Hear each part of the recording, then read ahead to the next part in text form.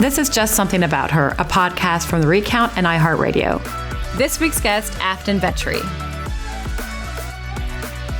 So part of what this podcast does is try to get to the nitty gritty of what is still holding women back and devaluing women, showing us all the ways that the world does that men are valued over women. And healthcare is a very big one. So we're hoping in this conversation to start to get to the root of why medical testing, care, treatment just doesn't care about or understand women as much as it should. And something Sarah and I have been, wanting to dig into for a while. And that's when she saw the article that you wrote in March for Fortune titled, "Why is Women's Health still so under-researched?" And we were like, aha, we have found our guest. But tell us, I know that this is work you've been doing for a long time, but what inspired you to write that piece recently? Yeah, so that piece ties to where I spend almost all of my waking hours, which is on a company that I co-founded called Modern Fertility. And so just a bit of background there, we basically realized that the entire fertility and infertility space was very reactive as opposed to proactive. And so back in 2017, we took the same exact laboratory tests out of an infertility clinic and made them accessible and available to women earlier in life at a fraction of the cost in this really easy to access format, and really kind of use that opportunity to create this category of education upstream, because times are changing. Women are waiting until later in life to start our families, and yet our healthcare system, our education system is focused on preventing pregnancy as opposed to planning for it. But what I have continued to realize after I have been in the weeds, but also taken a step back, is, what are really the systemic issues that are preventing, true equality. And in my opinion, reproductive health is truly the last frontier. Today, 1 in 6 couples have trouble getting pregnant. Mm-hmm. More women are having kids in their 30s than in their 20s. Almost 20% of Gen Z identifies as LGBTQ+. So this concept of struggling to conceive and infertility, it's not even applicable because the standard medical definitions don't apply. Mm-hmm. Yet women account for 80% of spending in the healthcare system. Yet, funding for women's health and research is pretty abysmal. And so I think from my perspective, to truly understand why the inequalities are where they are today, it's very helpful to look into the past and understand how did we get to this place with research such that we don't have data and clinical trial data that actually supports the unique functions of women. And so I think it really all comes full circle. The history is pretty shocking. 1993 is an important year in women's medical research, but explain, because it's going to be shocking to listeners to hear what happened in that year that signaled a big shift for women in medical research. So just to put all of this in perspective, the FDA excluded women of childbearing potential from all clinical trials from 1977 through 1993. So there was some discussion at the time how men's bodies and women's bodies were largely the same, so this really wouldn't be an issue.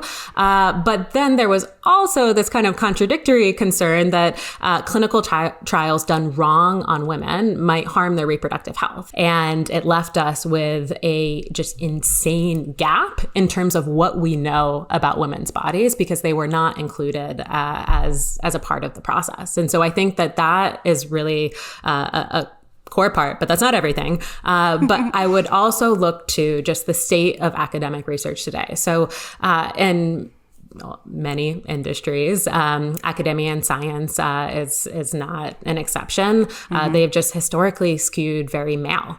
And so representation, I believe, fully matters in administrations, in the boardroom, but also in research. And so I think that, we're starting to see now more and more women get into the field of research, especially within reproductive health. Right. And we're starting to see these women's health issues take center stage, which I just think is so powerful. But the reality is today, we don't know nearly enough about reproductive health. It's actually quite offensive how little we know. There does seem, that there is this kind of patronizing approach that permeates a lot of medical research and treatment, and that wants to keep information out of the hands of patients. Yeah, I think, when we really take a step back and look at, the broader societal constraints, having a baby in the U.S. is not a right. It's a privilege. We have no federal reimbursement across the U.S. that creates the care pathways that guarantees every person with ovaries will be able to have assistance in having a child if they need it. And so what that means is that the tests, the tools, the conversations, the care pathways that emerge often are not in service of the goals that a person with ovaries might have. And so I think when we look at the flip side of that and the research community, there is just a massive gap in women's health, reproductive health research. And the reason for that partially is because all of the research today in the reproductive health space has primarily been done out of infertility clinics. Infertility clinics in the US, there are only about 500 infertility clinics and only about 2,000 reproductive endocrinologists. And so realistically, when you think about the number of women that can even enter those doors, it's not a lot. And then when you look at the body of research, it is primarily done on people, the infertile patient population, the people that are raising their hands and saying, hey, I'm having trouble getting pregnant. Let me go into the clinic if they can even afford it and try to navigate that process. And so when we were starting Modern Fertility, we just kept talking to all of these key opinion leaders, reproductive endocrinologists in the space. And they said, hey, the reason that we don't have more tools around fertility broadly is it's a data problem. Just want to share this stat from your website. In the last 20 years, there have been 5.5 times more studies about male infertility than female infertility. And in 2019 alone, there were nearly 6 times more studies about erectile dysfunction compared to studies exclusively about female infertility.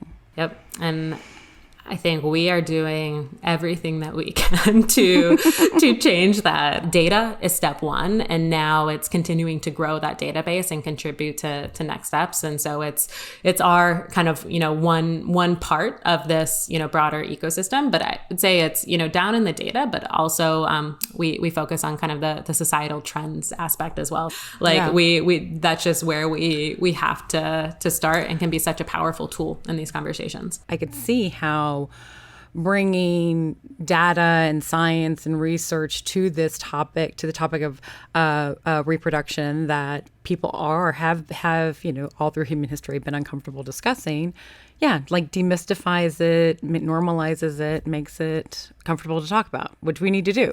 Yeah. And I think that, that approach of just, women love data. And I think our customers love data. And I think we have a neon sign on the wall in our office that says, we trust women. And it's just trusting that they can and want this information and are equipped to handle it. And I think it reminds me actually, back to where we started the conversation around clinical research. When the home pregnancy test was first invented, doctors didn't believe that women could handle finding out if they were pregnant from home.